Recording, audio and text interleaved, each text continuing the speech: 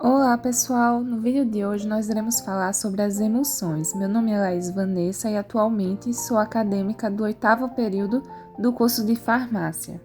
Bom, vocês viram na aula teórica que as emulsões são sistemas heterogêneos e termodinamicamente instáveis, pois temos um líquido disperso em outro, sendo que esses líquidos eles são immiscíveis. No caso, nós temos uma fase aquosa e uma fase oleosa.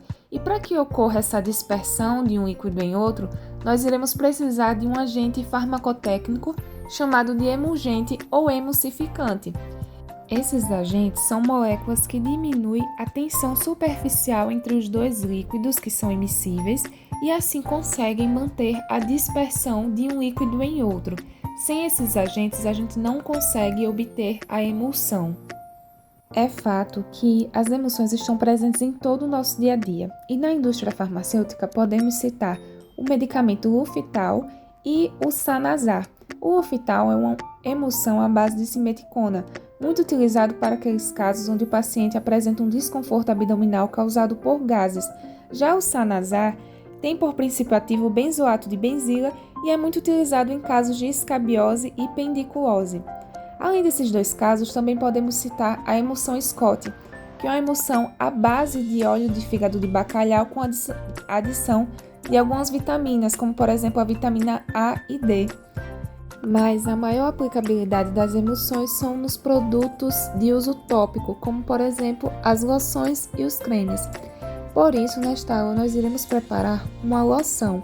Segundo a farmacopeia, a loção é uma preparação líquida aquosa com viscosidade intermediária que pode ser utilizado na pele e também no couro cabeludo. E elas podem ser uma emulsão contendo ou não princípios ativos. Aqui vocês podem observar a fórmula que iremos manipular contendo as substâncias com suas respectivas quantidades. Essa fórmula foi retirada do Formulário Nacional da Farmacopeia Brasileira. Observe que nós iremos manipular uma loção base, ou seja, que não possui princípios ativos, mas que permite, durante o seu processo, vincular princípios ativos e cosmecêuticos no geral para dar características específicas a essa loção. E aí, vamos para a prática? Agora, com os componentes da fórmula em mãos, nós já podemos iniciar.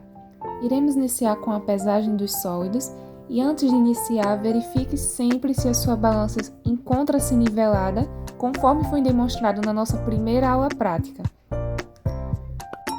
Lembra que na nossa fórmula ele separa os componentes da forma aquosa e da fase oleosa? Pois bem, você irá pesar esses componentes de forma separada, pois posteriormente você irá adicionar em um becker os componentes da fase oleosa e em outro becker os componentes da fase aquosa. Agora vocês podem ver que eu estou pesando os componentes da fase oleosa, começando pela pesagem da cera autoemulsificante não iônica, conhecida também pelo nome de Polavax.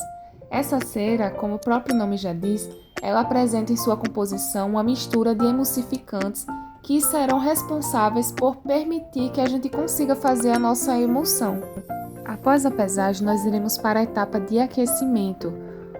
Esse aquecimento ele é feito com uma agitação constante e aqui vocês podem ver o becker contendo os componentes da fase aquosa, juntamente com a água, que foi o nosso recipiente, e os componentes da fase oleosa. Na etapa de aquecimento, você deve prestar atenção para que esse aquecimento ele seja feito de forma controlada. Portanto, você deve monitorar a temperatura com um termômetro de ambas as fases.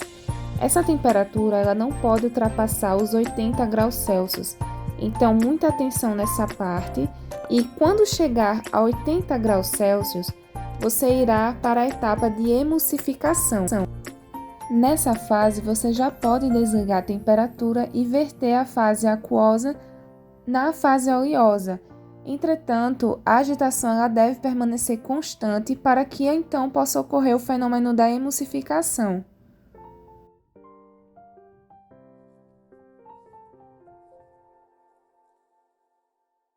Depois da adição de toda a fase aquosa, esse sistema ele permanecerá em agitação constante, mas sem adição de temperatura. Você pode continuar aferindo a temperatura para observar se a mesma está diminuindo. Quando chegar a temperatura aproximadamente de 35 graus Celsius, você pode adicionar os seus princípios ativos, alguns componentes, como por exemplo vitaminas, cosmecêuticos ou qualquer produto que você queira adicionar nessa formulação. Aqui em temperatura ambiente, vocês podem observar que a emulsão ela ganhou uma certa viscosidade e a gente já pode partir para o envase. O envase ele é feito em uma embalagem específica para loções cremosas, como nessa que eu estou mostrando, e preparar um rótulo. No rótulo, você deve colocar as principais informações deste produto, como por exemplo o nome, a data de fabricação, data de validade e o responsável por esta formulação. Então, pessoal, chegamos ao final do vídeo e conta para mim nos comentários se você ficou com alguma dúvida. Até logo!